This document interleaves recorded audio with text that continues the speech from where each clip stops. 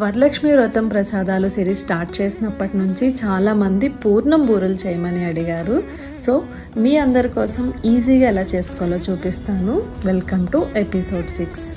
ముందుగా ఒక glass మినపగుళ్ళకి 1.5 glass rice తీసుకుని నీట్గా వాష్ చేసి ఓవర్ నైట్ సోక్ చేసుకుని చూపిస్తున్న విధంగా గ్రైండ్ చేసుకుని 1 అవర్ ఫర్మెంట్ చేసుకోవాలి. ఇప్పుడు పూర్ణం కోసం ఒక గ్లాస్ శనగపప్పుకి 2 గ్లాసులు వాటర్ యాడ్ చేసుకుని మీడియం ఫ్లేమ్లో 4 విజిల్స్ ప్రెషర్ కుక్ చేసుకుని స్ట్రెయిన్ చేసుకున్నది కడాయిలోకి తీసుకుని చూపిస్తున్న విధంగా గరిటతో మ్యాష్ చేసుకోవాలి. ఒక గ్లాస్ శనగపప్పుకి 1 గ్లాస్ బెల్లం, 2 టేబుల్ స్పూన్ షుగర్ యాడ్ చేసుకుని మధ్య మధ్యలో కలుపుకుంటూ ఒక 10 నిమిషాలు దగ్గర పడేంత వరకు కుక్ చేసుకోవాలి. ఫైనల్గా కాస్త ఇలాచీ పొడి, నెయ్యి యాడ్ చేసుకుని ఒకసారి కలిపి దించేసుకోవడమే. కంప్లీట్గా చల్లారిన పూర్ణాన్ని మీకు నచ్చిన సైజులో ఉండలు చేసుకుని పక్కన పెట్టుకోవాలి.